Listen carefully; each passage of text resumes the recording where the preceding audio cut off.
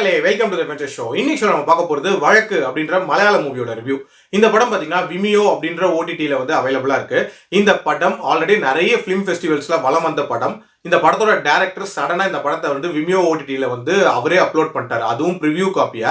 எதுக்காக இதை பண்ணாரு அப்படின்னு பாத்தீங்கன்னா ரீசெண்ட் டைம்ஸ்ல அவருக்கும் இந்த படத்தோட ஹீரோவான டொவினோ தாமஸ்க்கும் பாத்தீங்கன்னா ஏகப்பட்ட பஞ்சாயத்துகள் அப்படின்றது போயிட்டே இருந்துச்சு. இன்ஃபேக்ட் டொவினோ தாமஸ் தான் இந்த படத்தை ப்ரொடியூஸும் பண்ணியிருக்காரு. அவரை பொறுத்த வரைக்கும் பாத்தீங்கன்னா இது மெயின் ஸ்ட்ரீம் ஆடியன்ஸ்க்கான படம் இல்லை அப்படின்ற மாதிரி இந்த படத்தை ஹோல்ட் பண்ணிட்டே இருக்காரு. டைரக்டரோ இதை நீங்க ரிலீஸ் பண்ணியே ஆகணும் ஓடிடில, அப்பதான் வந்து இது தெரியும் இது மெயின் ஸ்ட்ரீமுக்கான படமா இல்லையா அப்படின்ட்டு. இப்படி இருக்கக்கூடிய சூழ்நிலையில சடனா வந்து டைரக்டர் வந்து அப்லோட் பண்ணிட்டாரு. இந்த படம் ஆக்சுவலி பாத்தீங்கன்னா ஒரு இன்ட்ரெஸ்டிங்கான த்ரில்லர், அதுவும் மல்டிபிள் தியரிஸை மையமா வச்சு அமைக்கப்பட்ட ஒரு த்ரில்லர் அப்படின்னே சொல்லலாம். அதுலயும் ரிலேஷன்ஷிப் இஷ்யூ ரிலேட்டடா ஸ்ட்ராங்கான நிறைய மெசேஜ் சொன்ன ஒரு படம். இந்த படத்தோட கதையை பொறுத்த வரைக்கும் டொவினோ தாமஸ் ஒரு வக்கீலா இருக்காரு. அவரோட மேரேஜ் லைஃப்ல ஏகப்பட்ட பிரச்சனைகள் இருக்கு. அவரோட மனைவி வந்து விவாகரத்தை அப்ளை பண்ணிருப்பாங்க இவரோட எக்ஸ்ட்ரா மேரிட்டல் அஃபேர் ரீசன்னால.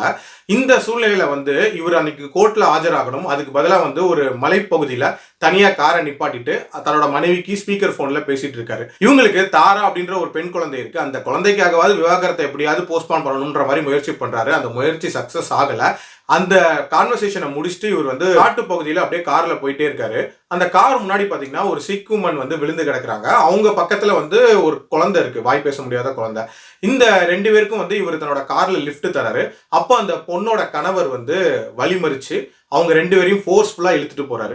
இதுக்கப்புறம் என்ன மாதிரியான சம்பவங்கள் நடக்குது, அந்த பெண் யாரு, அண்ட் சுதேவ் நாயர் இந்த கதைக்குள்ள எப்படி வராரு, அவர் யாரு, அண்ட் கடைசியா நம்ம டொவினோ தாமஸ்க்கு மனமாற்றம் ஏற்பட்டுதா இல்லையா அப்படின்ற மாதிரி நிறைய விஷயங்களை சொல்லக்கூடிய ஒரு படம் தான் இந்த படம். பாசிட்டிவ்ஸை பொறுத்த வரைக்கும் எனக்கு இந்த படத்தோட முக்கியமான பாசிட்டிவா படுறது இவங்க பேசியிருக்கக்கூடிய அந்த தியரிஸ். ஃபர்ஸ்ட் சீன்லேயே அந்த கேலக்சியை காட்டியிருப்பாங்க. அதுவும் ரொம்ப லெங்தி ஷார்ட்டா காட்டியிருப்பாங்க.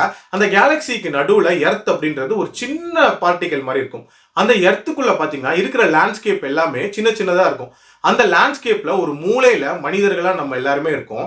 நமக்குள்ள இருக்கக்கூடிய ஈகோ அப்படின்றது அப்ப எவ்வளவு சின்னதான ஒரு விஷயம், அதை தூக்கி வச்சுட்டு திரிறோம் அப்படின்ற ஒரு விஷயத்த ரொம்ப ஸ்ட்ராங்கா இதுல எஸ்டாப்ளிஷ் பண்ணிருப்பாங்க. அது மட்டும் இல்லாம ஒரு ரிலேஷன்ஷிப் அப்படின்றது ரொம்பவே மியூச்சுவலா இருக்கணும் அண்ட் ஒருத்தருக்கு ஒருத்தர் உண்மையான அன்பு இருக்கணும். அப்படி இல்லை அப்படின்னா வேற ஒருத்தவங்க கிட்ட அந்த அன்பை தேடி போயிருவாங்க அப்படின்றதையுமே இதுல எஸ்டாப்ளிஷ் பண்ணிருப்பாங்க. ஆல்சோ இந்த மாதிரியான ரிலேஷன்ஷிப் இஷ்யூஸ்னால அதிகமா பாதிக்கப்படுறது குழந்தைகள் தான் அப்படின்றதையுமே வந்து ரொம்ப ஃபோர்ஸ்ஃபுல்லா சொல்லியிருப்பாங்க.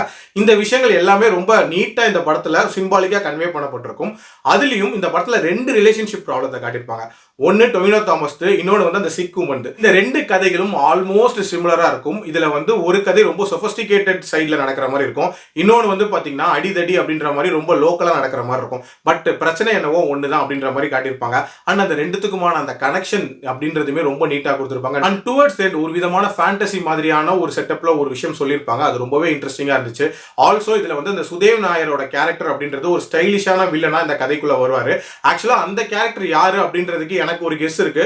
உங்களோட கெஸ் என்ன அப்படின்றத கண்டிப்பா கமெண்ட்ல பதிவு பண்ணுங்க. ஒரு மாதிரி அடுத்து என்ன நடக்க போகுதுங்கிற ஒரு பரபரப்போடயே வந்து இந்த கதையில கடைசி வரைக்கும் மெயின்டைன் பண்ணியிருந்தாங்க. டியூரேஷன் வைஸ்மே ஒரு 1.5 மணி நேரம் டியூரேஷன் தான். டெக்னிக்கலாவும் இந்த படம் பயங்கர பிரில்லியன்டான ஒரு படம். அதனாலதான் நிறைய ஃபிலிம் ஃபெஸ்டிவல்ஸ்லாம் நிறைய அவார்டும் வின் பண்ணிருக்கு.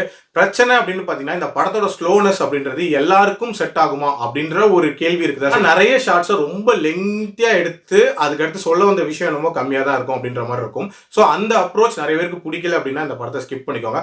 பட் ஒரு வித்தியாசமான படம் பார்க்கணும்னு நீங்க நினைச்சீங்கன்னா கண்டிப்பா ட்ரை பண்ணி பாருங்க. ஏன்னா தரமான படம்.